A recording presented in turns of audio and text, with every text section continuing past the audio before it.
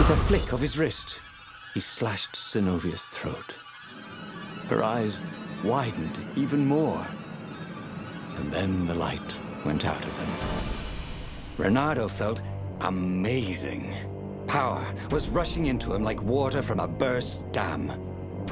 Oh, such brilliance, exulted the Iblis stone.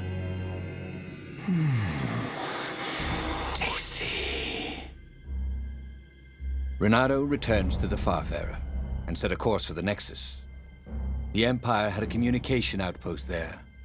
He could call the Emperor directly. It was time to seize the outpost and let the Emperor know what he had done.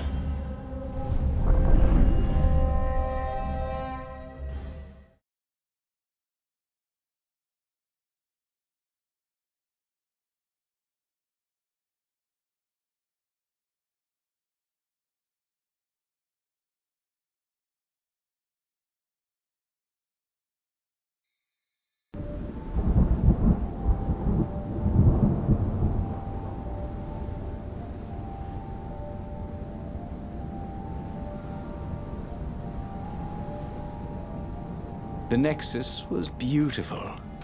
He'd never realized how beautiful. Everything glowed. The wind was so sweet. The sun so soft. The stones so warm.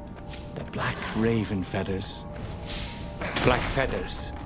Suddenly, his eyes are filled with them. He's falling through smoke, under a dead sun. A voice calls him home. Is this a vision? Whose?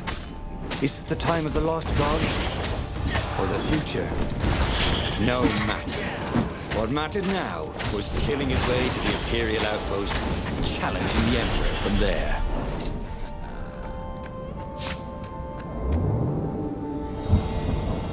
No skateboarding, the sign said.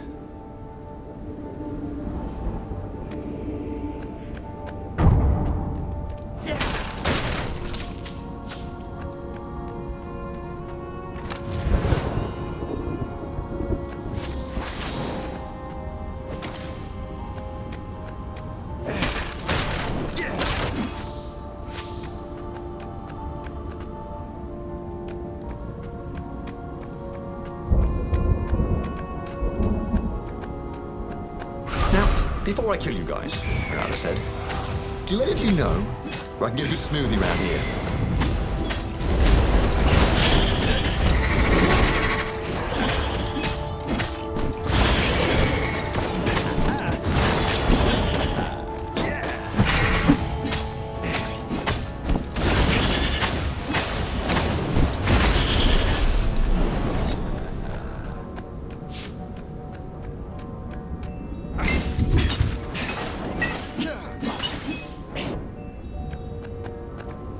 Renato wondered if his future self had commissioned these poles.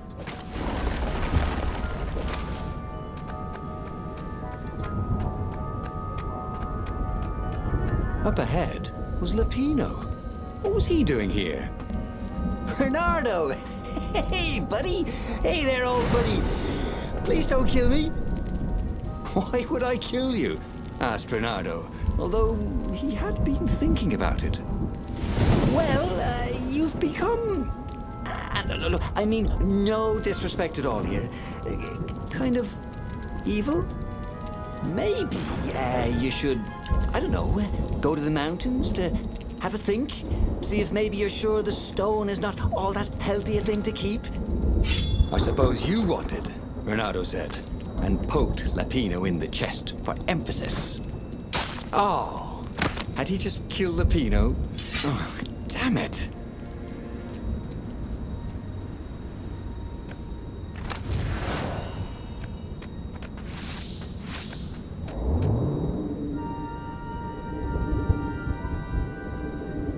He'd go to the outpost, use their far speaker, tell the Emperor what he'd done, and then he'd go to the secret rebel base. Let them know he was ready to lead them to victory.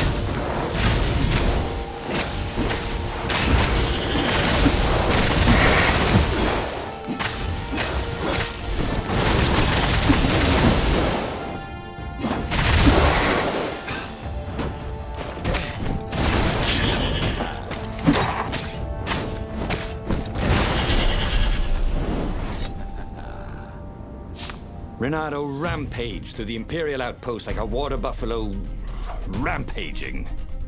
At the last moment, he remembered not to kill the Farspeaker Toad. After all, he wanted a word with the Emperor.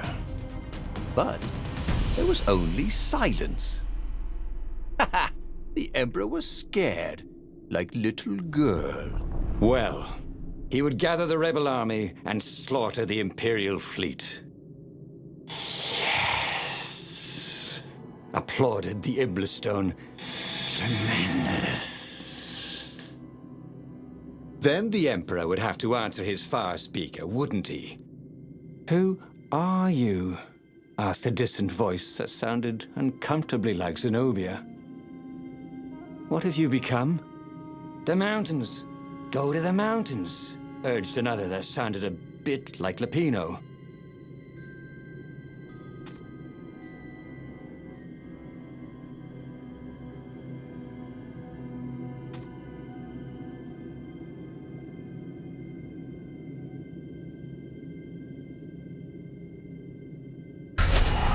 Renato called the Rebel Council to let them know to gather their forces.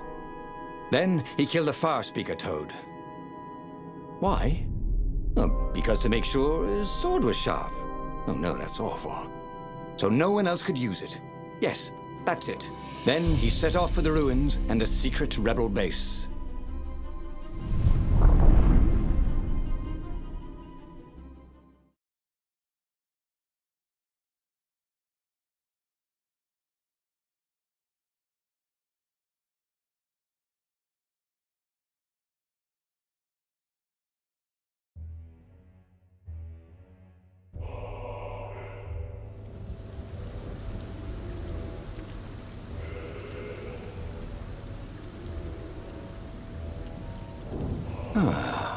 The ruins were crawling with ravens. Probably looking for the secret base, Renato thought. But then he realized they're probably looking for me. They must be very scared of me. Well, here I am! You are the honest warrior ever, whispered the Iblistone. And he had to agree with it, for once. Who was as good as Renato?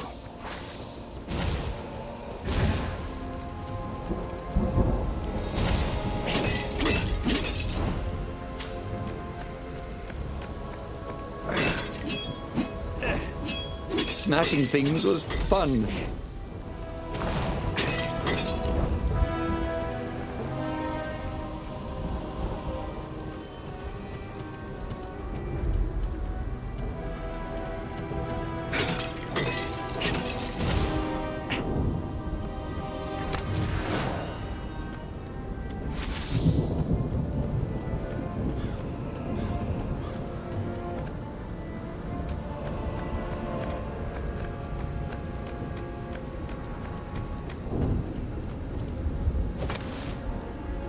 He wished there were more pylons he could use the hook on. They really needed to construct additional pylons.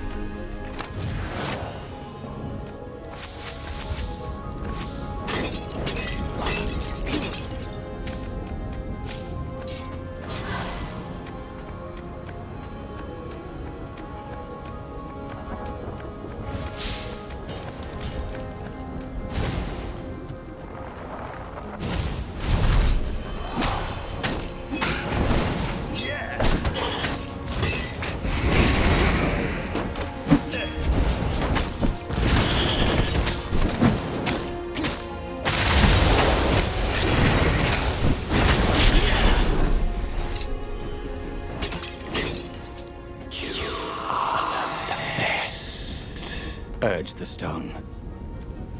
Let me make you Emperor. Come to think of it, Renato thought as he put down another raven, Why shouldn't I be emperor? How did anybody get to be emperor anyway? By making war. I mean, not counting the transcendent emperor, obviously, who had banished the lost gods and started time. Yes, he should be emperor. He would make a great emperor. Right, Stone? Right, boss.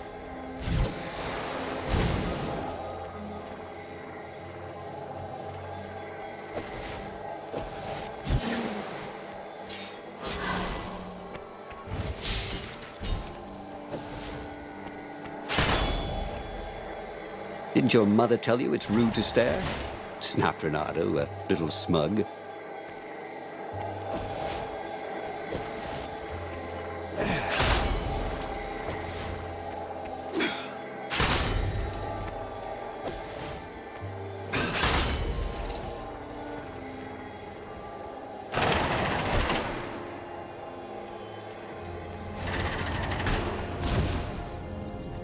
The long stairs. So he was close to the rebel base. Nothing was on fire. So far, so good. Hey, do old ravens go grey? You know what? Don't worry about it.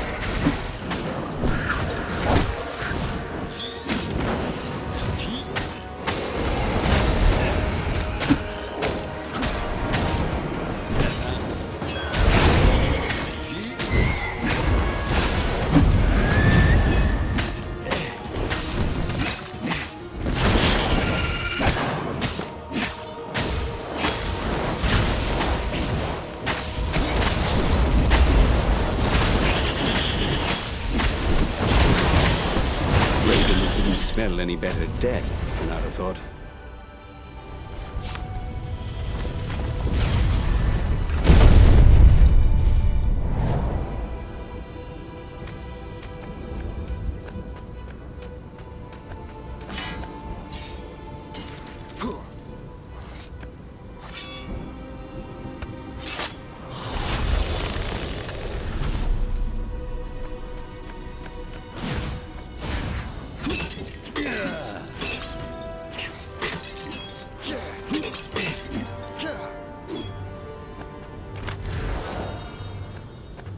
This one looked familiar.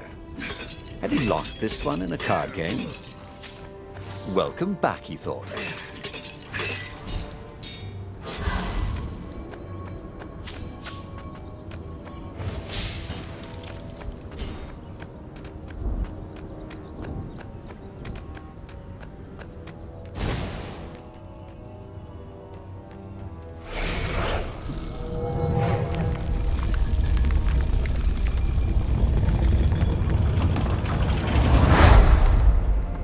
Renato strode into the council. Let's do this thing. Let's make me emperor.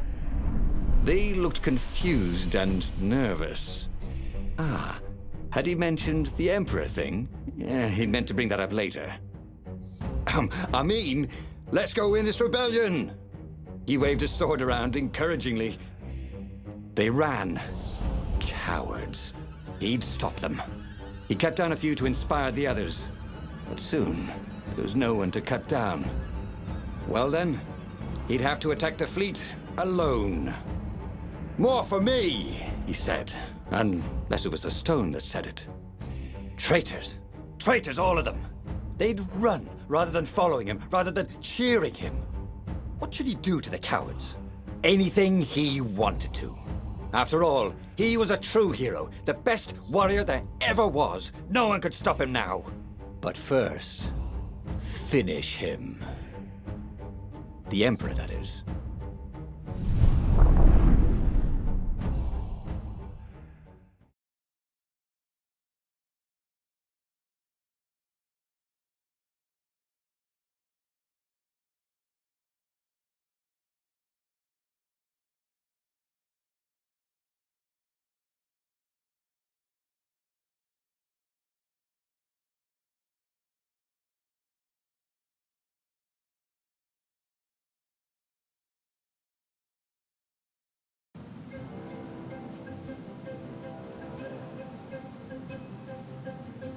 Where was the rebel fleet? They weren't even trying an assault. They were going to miss a day in history. The downfall of this dynasty, and a new one to take its place. He didn't have to kill all the ravens. He could enslave them. And enslave the toads too. All the animals would worship him as a god. For he had once been a god. They would willingly give him their blood and their souls. And the world would change. Would become familiar again.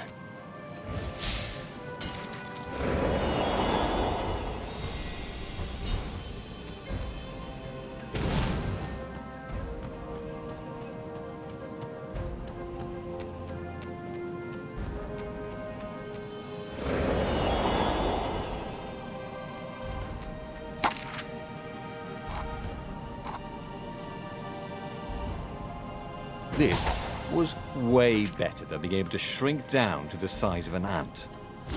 What was that all about, anyway?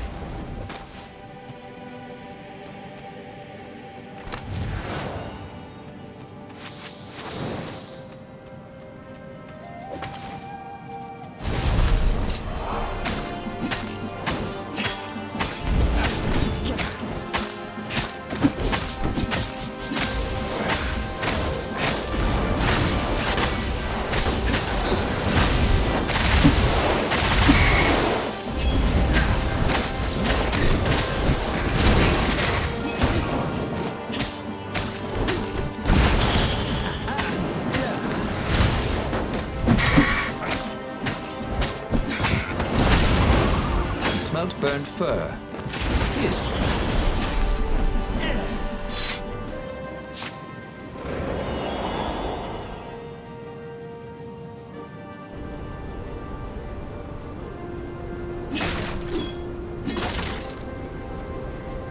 He was practically sure he'd find something useful in one of these things.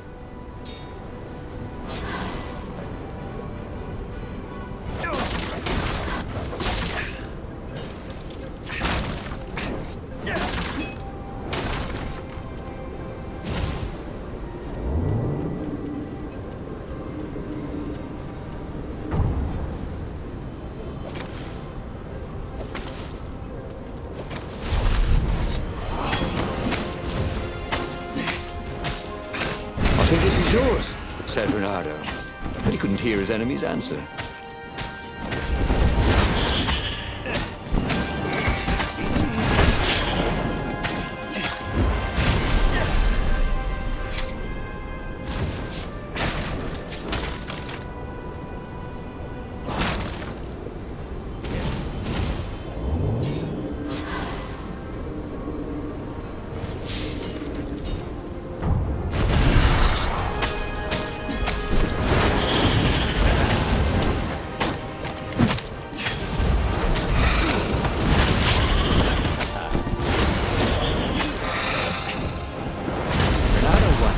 Could find a snack. He was feeling a bit peckish. Bernardo was glowing with dark power. Already the sun had dimmed. He could do anything, he realized. He could wrap the island safely in smoke again. He was beyond a hero. He was going to become a god again. How odd, he thought, that the Iblis Stone had nothing to say about any of this. Well, no matter. Once he killed this petty Toad Emperor, he would bring back the Black Sun.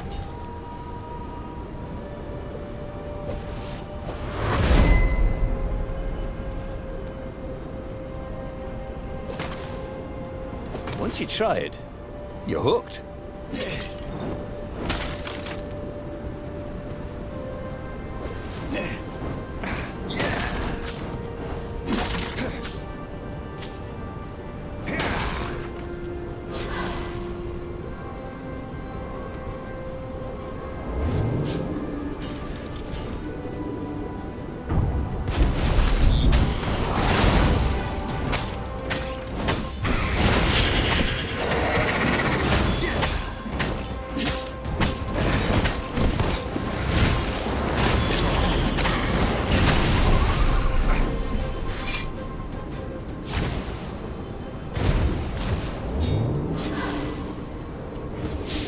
platforms were great.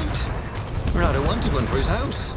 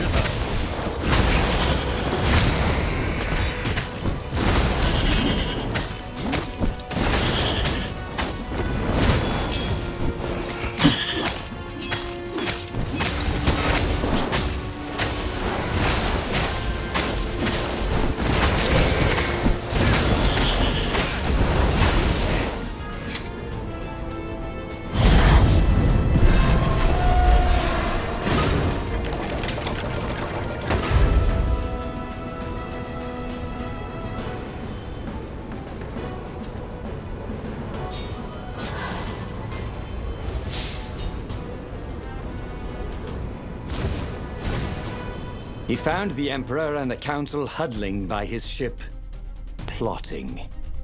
They saw him and cowered before him.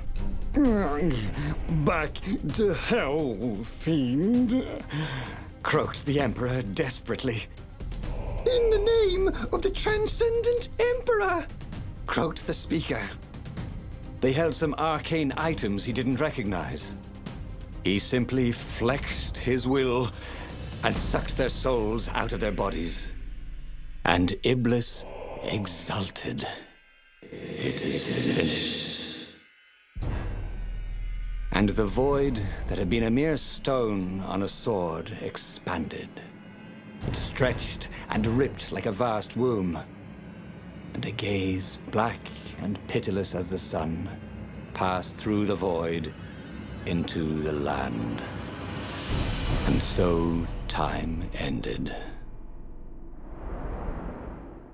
And just like that, he was alive again, and back on the Farfarer, still fleeing burning Ubar. The book was still open before him. So, the book was a portal.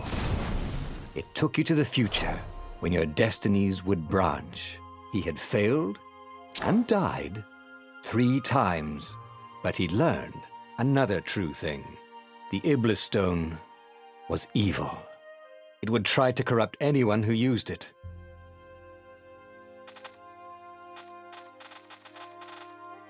But he was starting to feel like he was getting the hang of this. There was a way through to victory. He could feel it. He just had to keep running the Path of Destinies. With that, the book fluttered back to the beginning, and he fell into it. The clouds parted over the Isles of Boreas. It was time to choose. The rebellion was in trouble. Ravens were scouting for the secret rebel base. They needed a game-changer. Pieces of the Sky Ripper had surfaced.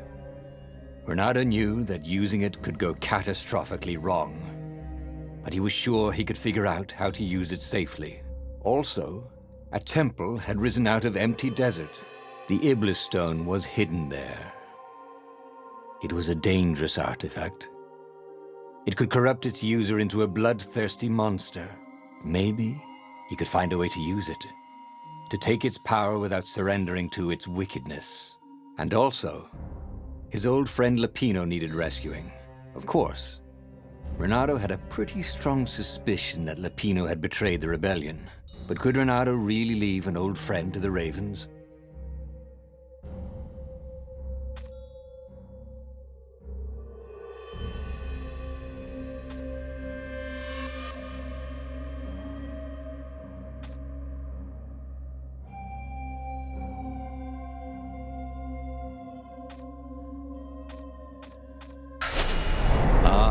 Lapino. Apparently, the Mad Rabbit had sold a Pegasus that he did not exactly own. Lapino always wiggled out of trouble, given time. But he was out of time. Lapino's frantic message said that the Ravens were going to kill him for being a rebel spy. And that he had a clever plan. If the fleet reached him first, they'd string him up for that. Never mind the winged horse. Or so Lapino had told him over the far speaker anyway.